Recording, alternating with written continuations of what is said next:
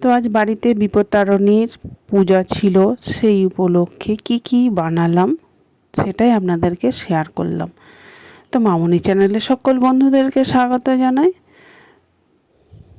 তো দেখুন, প্রথমেই আমি চালকে প্রায় 7-8 ঘন্টা ভিজিয়ে রেখেছিলাম, পেস্ট করে নিলাম, স্বাদ মতো লবণ দিলাম, কালো জিরে মৌরি 1 চামচ করে দিলাম, আর দিলাম গুড়ের পরিবর্তে আপনারা চাইলে চিনিও দিতে পারেন।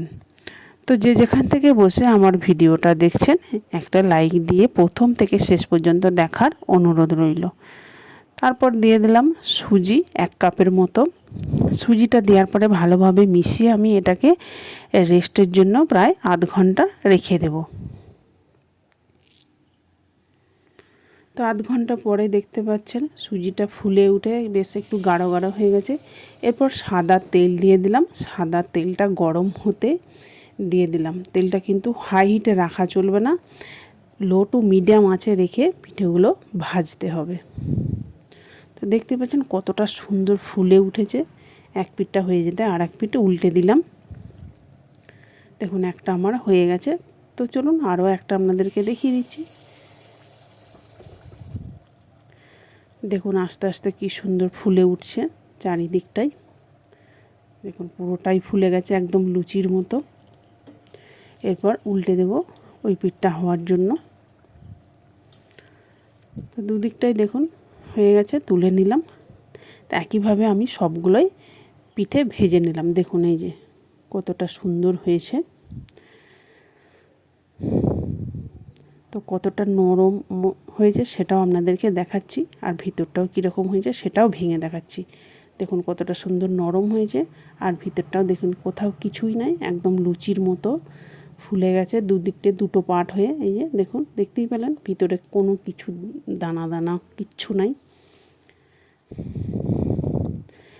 এরপর অফ ক্যামেরায় আমি আটা কিছু মাখিয়ে রেখেছিলাম লুচি ভাজার জন্য। লুচিটাও দেখুন এই যে কতটা সুন্দর ফুলে উঠেছে।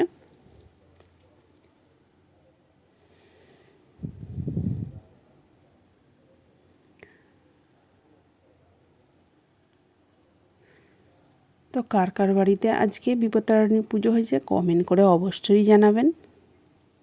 তো একটা আমার হয়ে গেছে, দেখুন আরও একটা আপনাদেরকে দেখাচ্ছি। এই যে কতটা সুন্দর ফুলে উঠেছে, একদম ফুলে টান টান হয়ে গেছে।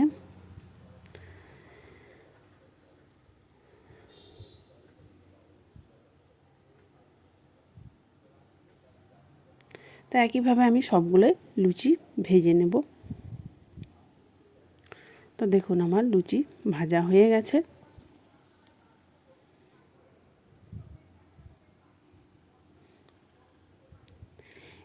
অফ ক্যামেরায় আমি সুজিটাও দুধ আর চিনি দিয়ে সুজিটাও বানিয়ে নিয়েছিলাম, সেটা পিস পিস করে কেটে রেখে দিয়েছি। দেখুন এরপর আমি থালা যেটা পুজো দেব সেটাই এই যে সব কি দিয়ে থালাটা সাজাচ্ছি। দেখুন লুচি দিয়েছি 5টা, পিঠেও দিয়েছি 5টা, সুজি দিয়েছি 5-6 পিস হবে,